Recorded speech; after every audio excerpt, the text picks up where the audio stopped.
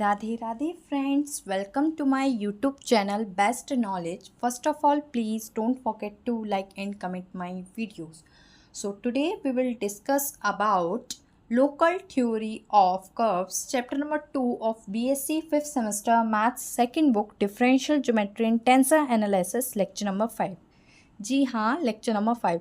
इसके 4 लेक्चर्स हो चुके हैं इस चैप्टर के. बिकॉज ये चैप्टर बहुत ज़्यादा बड़ा है इसलिए इसके काफ़ी सारे लेक्चर्स बन रहे हैं और सारे ही जो इसमें टॉपिक्स हैं वो एग्ज़ाम के पॉइंट ऑफ व्यू से बहुत ज़्यादा इंपॉर्टेंट हैं. साथ ही अगर आपको इसके प्रीवियस के लेक्चर्स देखने हैं तो डिस्क्रिप्शन में इसकी बनी बनाई प्लेलिस्ट का लिंक है, आप वहाँ से जाकर देख सकते हैं. जैसा मैंने आपको बताया कि ये इसकी सेकंड बुक है, सो फर्स्ट बुक कंप्लीट हो चुकी है. अगर आपको उसके लेक्चर्स देखने हैं तो जो डिस्क्रिप्शन में प्लेलिस्ट है उसमें उसके सारे लेक्चर्स ऐड हैं. साथ ही बीएससी 5th सेमेस्टर में मैथ्स की 2 बुक हैं. फर्स्ट बुक है group and ring theory and linear algebra and the second book is differential geometry and tensor analysis. और साथ ही ये बात भी ध्यान रखिए, अगर आप किसी अदर सेमेस्टर के हैं BSc first second third fourth के और आपको मैथ्स फिजिक्स केमिस्ट्री के लेक्चर्स या वीडियोस चाहिए तो वो भी मेरे चैनल पर अवेलेबल हैं, आप देख सकते हैं. किसी पर्टिकुलर टॉपिक पर आपको कोई वीडियो चाहिए और मिल नहीं रही है तो आप मेरे को यहाँ पर कमेंट बॉक्स में मैसेज ड्रॉप कीजिएगा, मैं उस वीडियो की लिंक आपको प्रोवाइड कर दूँगी अगर मैंने ज़रूर उस पर वीडियो बनाई होगी. आज हम पढ़ेंगे इसका मोस्ट इम्पॉर्टेंट टॉपिक इस चैप्टर का, वो है ऑक्सिलेटिंग प्लेन और प्लेन ऑफ कर्वेचर. मतलब ऑक्सिलेटिंग प्लेन क्या होता है या फिर ऑक्सिलेटिंग प्लेन को क्या बोल देते हैं, प्लेन ऑफ कर्वेचर. देखिएगा फ्रेंड्स, मैंने यहाँ पर हेडिंग नोट कर दी है ऑक्सिलेटिंग प्लेन और प्लेन ऑफ कर्वेचर, जैसा मैंने आपको बताया. अब मैं इसकी पूरी थ्योरी डेफिनेशन लिख देती हूँ फिर आपको एक्सप्लेन करूँगी. देखिएगा फ्रेंड्स, मैंने यहाँ पर डेफिनेशन को नोट कर दिया है, आइए इसे पढ़ते हैं और समझते हैं. अब साफ देखा, कैमरा हल्का सा ब्लर हो रहा था. Let gamma be a curve, एक कर्व है जिसको हमने नेम दे दिया है गामा, ऑफ क्लास 2 क्लास का. P and Q be 2 neighbouring points. देखिए पी और क्यू क्या है, 2 नेबरिंग पॉइंट्स हैं, मतलब आसपास के पॉइंट्स हैं. ऑन कर्व, कर्व पर कोई कर्व है, सपोज देखिए यहाँ पर मैं बनाकर आपको दिखा देती हूँ, ये कोई कर्व है, यहाँ पर 2 पॉइंट्स हैं क्यू, पी एंड क्यू, जो आसपास हैं उनको हम नेबरिंग पॉइंट्स बोल देते हैं. ठीक है, ऑन द कर्व गामा, और ये जो कर्व है इसका नाम है गामा. ठीक है, उसके बाद है the limiting position of the plane that contain the tangent line at P and passes through the limiting point Q. ये बोल रहे हैं कि तब एक लिमिटेटिंग पोजीशन जो होगी, एक लिमिट में जो पोजीशन होगी उस प्लेन में, दैट कंटेन, जो कंटेन करती होगी टेंजेंट लाइन को. सपोज कोई टेंजेंट लाइन है इस तरह से, tangent line at P passes through the limiting point Q, और क्या है जो पास हो रही है Q से और P से, लिमिटिंग पॉइंट P और Q से. Q belongs to P is defined as oscillating plane. तो वो जो प्लेन है वो कैसा कहलाएगा, आपका ऑक्सिलेटिंग प्लेन कहलाएगा एट P पर यहाँ पर.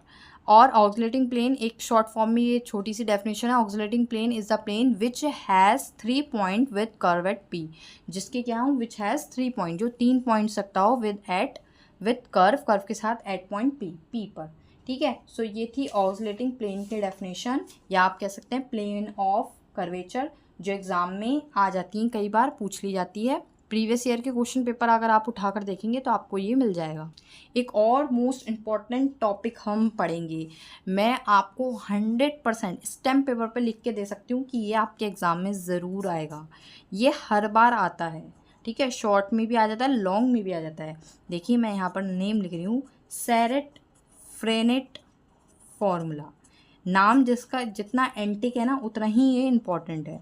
तो सेरेट फ्रेनेट फॉर्मूले हैं यहाँ पर जिसके बारे में आप पढ़ेंगे. ठीक है, तो जब भी एग्ज़ाम में आएगा इसके 3 फॉर्मूले हैं, आपको वो लिखने हैं और साथ ही आपको इसकी जो पूरा स्टेटमेंट है वो लिख देना है. ठीक है, तो मैं यहाँ पर लिख देती हूँ इसका स्टेटमेंट वगैरह.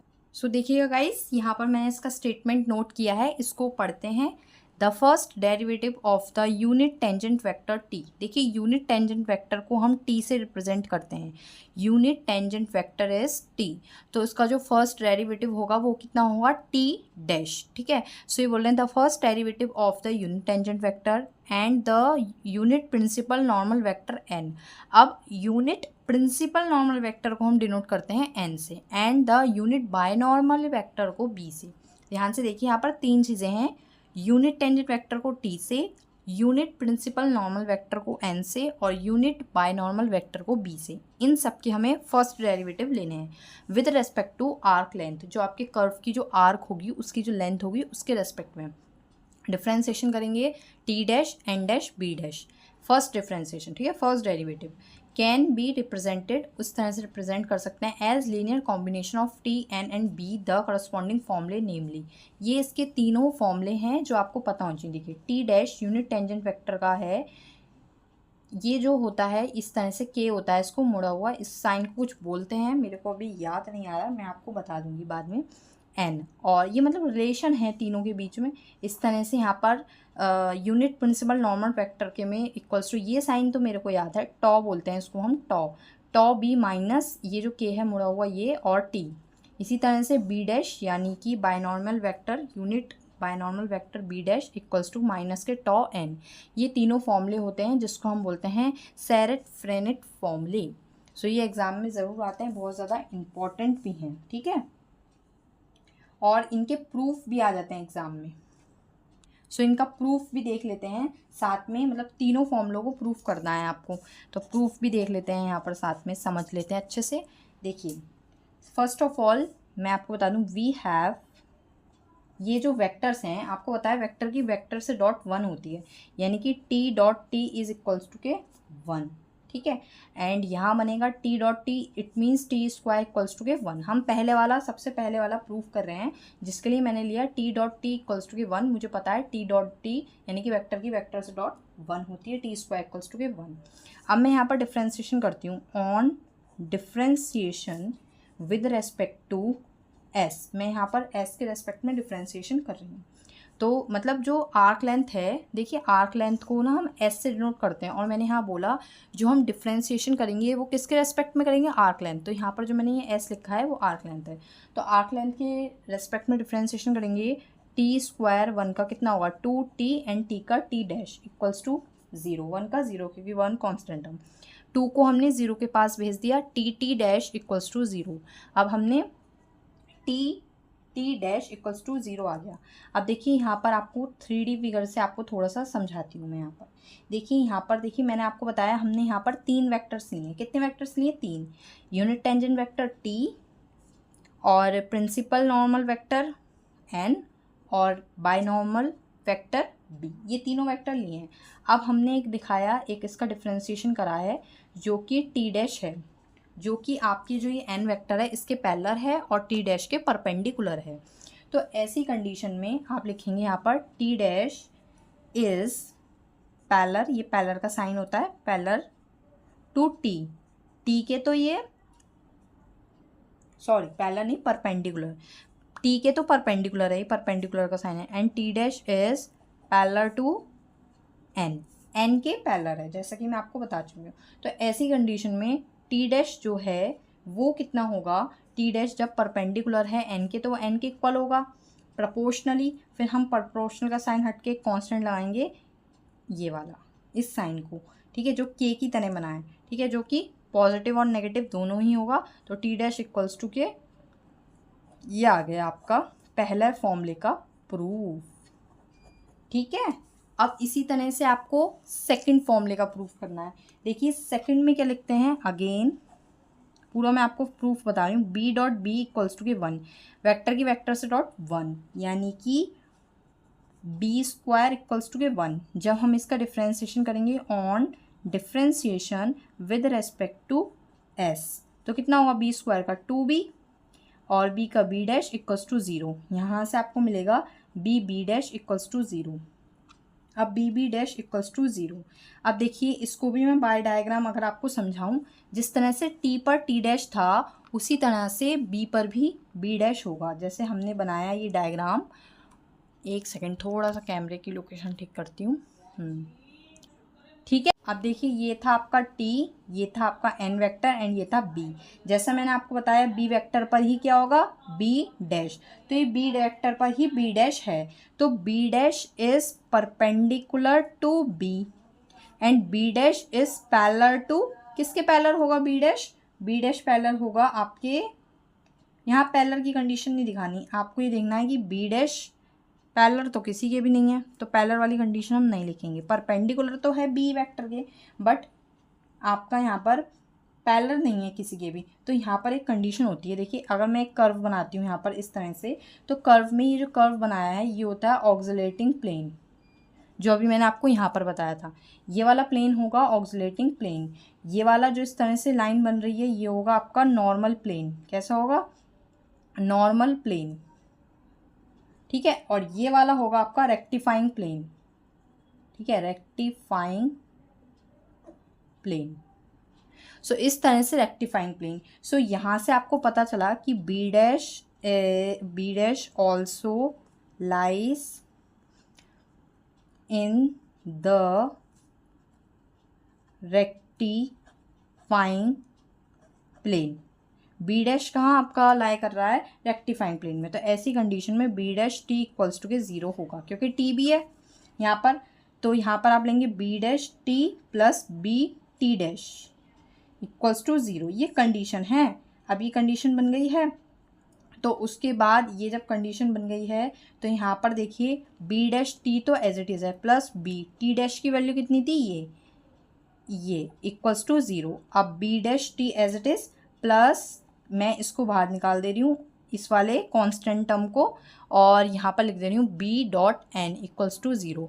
अब b डॉट एन जो होगा वो 0 होगा, b डॉट एन, क्योंकि अगर हम वेक्टर की वेक्टर से करते हैं 1, अगर किसी अदर वेक्टर से करते हैं तो 0, तो b डॉट एन इज 0, तो ये वाला टर्म 0, केवल और केवल क्या बचेगा, b dash T equals to 0, b dash T equals to के 0। यहाँ से आपको ये मिला। अब नेक्स्ट पेज पर देखिए, मैं आपको यहाँ बताती हूँ आगे, B dash T equals to के 0 मिल गया। अब बी डैश जो है वो किसके परपेंडिकुलर होगा, ध्यान से देखिए, B dash is perpendicular to T, T के परपेंडिकुलर है, and B dash is also perpendicular to B. तो देखिए ये चीज़ मैं आपको समझा देती हूँ, बी डैश बी के परपेंडिकुलर था और टी के भी परपेंडिकुलर है, तो क्या बच्चा, एन के होगा पैरेलल, क्योंकि जब हम बी डैश के वेक्टर को इधर ले जाएंगे तो ये एन के पैरेलल हो जाएगा। सो देखिए यहाँ पर हम लिखेंगे b dash is perpendicular to t and B dash is also perpendicular to b and B dash is parallel to N. N vector के पैरेलल होते ही b dash is equal to minus plus एक constant आ गया tau n, तो b dash is equal to tau n, वो भी negative sign के साथ, क्योंकि हमने इसकी डायरेक्शन चेंज की है इसलिए यहाँ पर माइनस का आ जाएगा। अब बचता है थर्ड वाला प्रूफ, तो थर्ड वाले के लिए आपको ये एक ध्यान रखना है, एन इक्वल्स टू के बी क्रॉस टी होता है, ये आपको बात ध्यान रखनी है।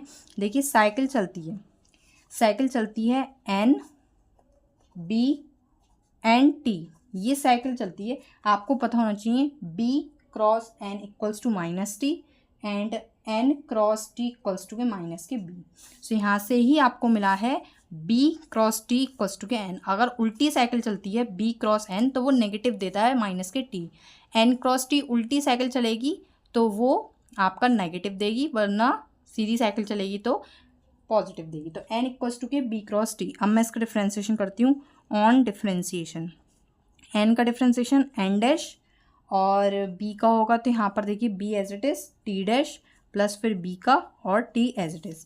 अब देखिए b एज इट इज़ और t डैश की वैल्यू कितनी थी, फर्स्ट वाला फॉर्मूला ये, प्लस b डैश की वैल्यू कितनी थी, सेकंड वाला फॉर्मूला माइनस के टॉ n क्रॉस t।